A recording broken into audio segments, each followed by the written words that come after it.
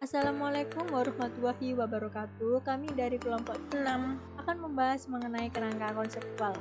Nah, untuk kelompok anggotakan 5 orang. Yang pertama, Yolanda Argareta NIM 006, Mei Maulidia NIM 026, Nela Juwita Tarekar NIM 033, Rizky Setiadi NIM 044, dan yang terakhir yaitu Septian Nurahmandani NIM 108.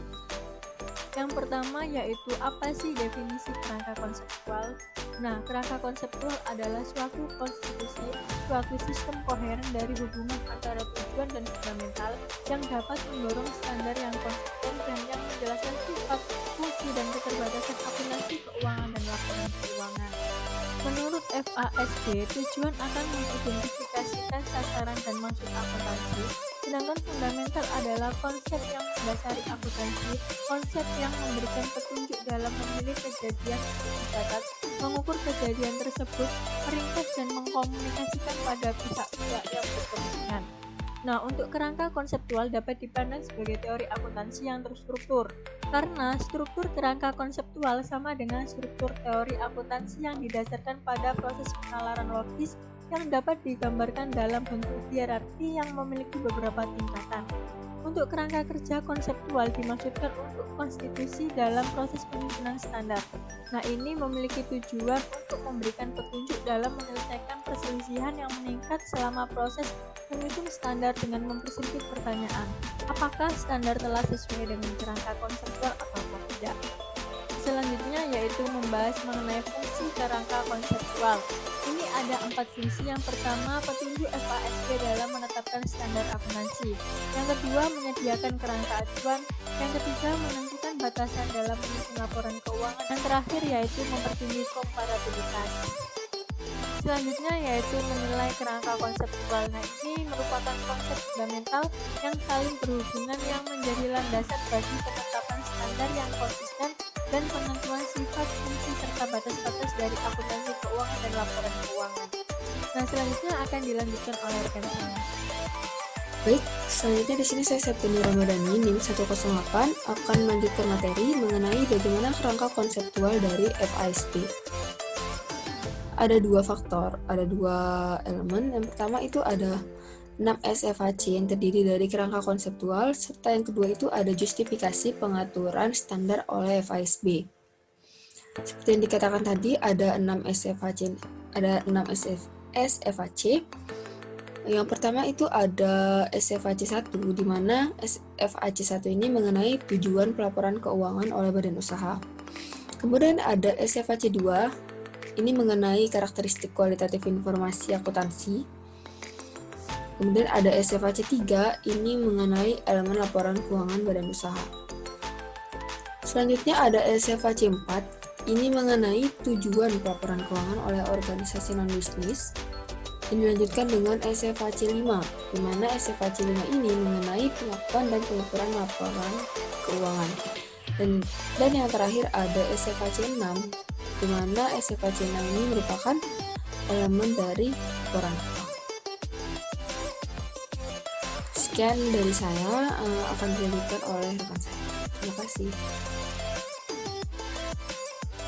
Selanjutnya, saya Yolanda Argareta Rasayu NIM 006 akan melanjutkan presentasi teman saya. Yang selanjutnya ada justifikasi pengaturan standar oleh FASB. Pengaturan standar oleh FASB melalui dua pendekatan, yaitu pendekatan kodifikasi dan pendekatan jurisprudensial. Yang pertama, pendekatan kodifikasi. Pendekatan kodifikasi, proses itu adalah kuncinya.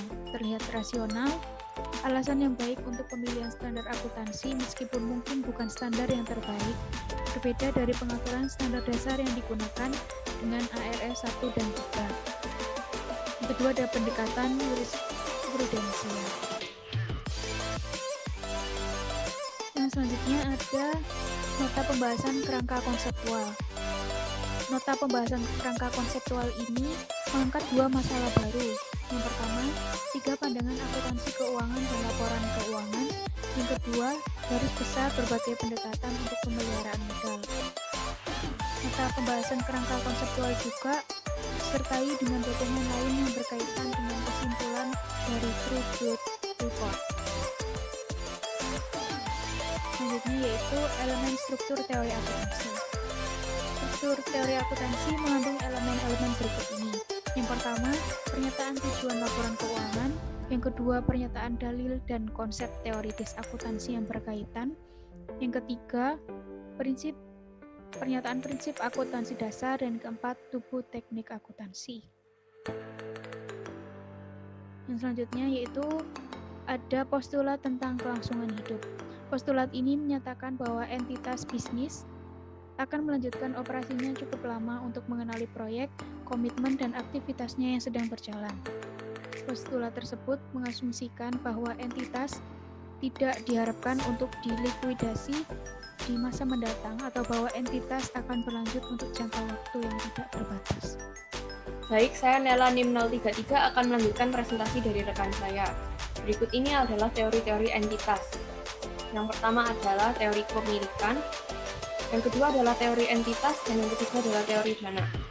Di sini, menurut Tomlin, pada teori kepemilikan, entitas adalah agen, perwakilan, atau pengaturan di mana pengusaha perorangan atau pemegang saham itu beroperasi. Grup pemilik sebagai pusat perhatian tercermin dalam cara penyimpanan catatan akuntansi dan penyusunan laporan keuangannya. Lalu pada teori entitas, teori ini memandang entitas sebagai sesuatu yang terpisah dan berbeda dari mereka yang memberikan modal kepada entitas. Pandangan ini melihat unit bisnis, bukan pemilik, sebagai pusat kepentingan akuntansinya. Sedangkan untuk teori dana, di bawah teori dana, dasar akuntansi bukanlah pemilik atau entitas, tetapi sekelompok aset dan kewajiban dan batasan terkait yang disebut dengan dana. Teori dana berguna terutama untuk pemerintah dan organisasi nirlaba.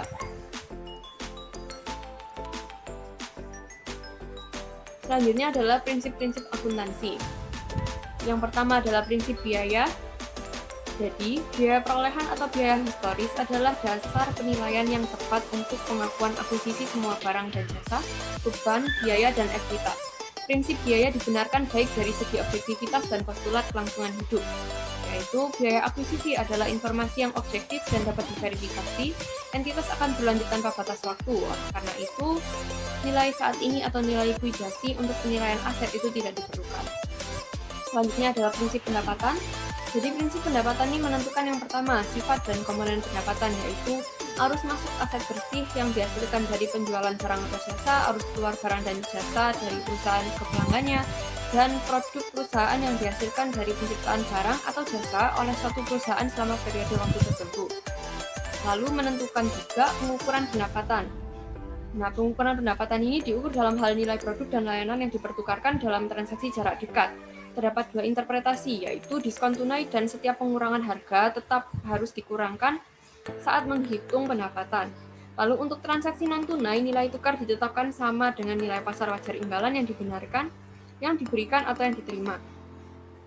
Sedangkan dalam menentukan waktu pengakuan pendapatan, menurut American Accounting Association Committee on Concepts and Standards, kriteria khusus untuk pendapatan dan pengakuan pendapatan itu adalah harus diperoleh dalam satu hal atau lainnya, harus dalam bentuk yang dapat didistribusikan, harus merupakan hasil konversi yang ditimbulkan dalam transaksi antara perusahaan dan seseorang di luarnya, harus merupakan hasil dari penjualan legal atau proses yang serupa, harus dipisahkan dari modal, harus dalam bentuk alat liquid, dan baik efek bruto dan neto pada aktivitas pemegang saham itu harus dapat diperkirakan dengan tingkat keandalan yang tinggi. Selanjutnya adalah prinsip konsistensi. Prinsip ini menyatakan bahwa peristiwa ekonomi serupa harus dicatat dan dilaporkan secara konsisten dari periode ke periode. Prinsip konsistensi itu membuat laporan keuangan lebih dapat dibandingkan dan lebih bermanfaat. Lalu ada prinsip konservatisme. Prinsip ini menyatakan bahwa ketika memilih antara dua atau lebih teknik akuntansi yang dapat diterima, beberapa preferensi ditampilkan untuk opsi yang memiliki dampak paling tidak menguntungkan pada ekuitas pemegang saham. Saat ini, penekanan pada presentasi yang objektif dan adil telah mengurangi ketergantungan pada konservatisme. Lalu ada prinsip pengungkapan penuh. Prinsip ini menyatakan bahwa tidak ada informasi substansi atau kepentingan bagi investor biasa yang akan diabaikan atau disembunyikan. Prinsip ini ditegakkan oleh berbagai persyaratan pengungkapan dalam standar AASB dan AAS. Selanjutnya adalah prinsip mendukung keseragaman. Dukungan utama untuk keseragaman sendiri adalah untuk mengurangi beragam penggunaan prosedur akuntansi dan ketidakcukupan praktik akuntansi, memungkinkan perbandingan yang berarti dari laporan keuangan perusahaan yang berbeda, memulihkan kepercayaan pengguna atas laporan keuangan, mengarah pada intervensi pemerintah dan regulasi praktik akuntansi. Lalu ada prinsip pencocokan. Nah, di sini beban harus diakui pada periode yang sama dengan pendapatan yang terkait. Hubungan antara pendapatan dan pengeluaran bergantung pada salah satu dari 4 kriteria. Kriteria tersebut adalah yang pertama, mencocokan langsung biaya kadaluarsa dengan pendapatan, yang kedua, mencocokan langsung biaya kadaluarsa dengan periode, yang ketiga, alokasi biaya selama periode manfaat, yang keempat, membebankan semua biaya lainnya dalam periode yang terjadi kecuali biaya tersebut memiliki manfaat masyarakat. Lalu ada prinsip fleksibilitas. Dokumen utama untuk fleksibilitas adalah penggunaan prosedur akuntansi yang seragam itu menimbulkan risiko menyembunyikan perbedaan penting di antara kasus-kasus. Lalu komparabilitas adalah tujuan utopis yang tidak dapat dicapai dengan penerapan aturan perusahaan yang tidak memperhitungkan situasi faktual yang berbeda secara berkadai. Lalu perbedaan keadaan atau variabel tidak langsung itu memerlukan perlakuan yang berbeda sehingga pelaporan perusahaan dapat menanggapi keadaan di mana transaksi dan peristiwa itu terjadi. Dan yang terakhir adalah prinsip objektivitas. Prinsip ini berpendapat bahwa penggunaan informasi keuangan itu bergantung pada keandalan prosedur pengukuran yang digunakan. Ada berbagai interpretasi tentang objektivitas ini. Yang pertama, yaitu pengukuran objektif adalah ukuran impersonal. Yang kedua, pengukuran objektif itu adalah pengukuran yang sangat layak. Yang ketiga, pengukuran objektif adalah hasil konsensus di antara kelompok pengamat tertentu. Dan yang terakhir, ukuran sebaran distribusi pengukuran dapat digunakan sebagai indikator derajat objektivitas. Sekian dari saya, selanjutnya akan dilanjutkan oleh rekan saya. Baik, terima kasih. Saya akan melanjutkan dari rekan saya, yakni mengenai bagaimana kerangka konseptual sebagai model. Kerangka konseptual sebagai model yaitu teknologi penalaran yang dapat dijadikan contoh untuk ditransfer, diadopsi, atau diadaptasi pada conceptual framework yang dituangkan dalam Statement of Financial Accounting Concept.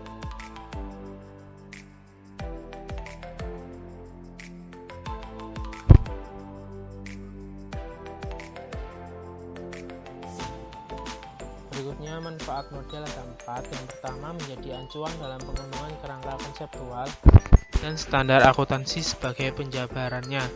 Yang kedua, menjadi basis transfer teknologi.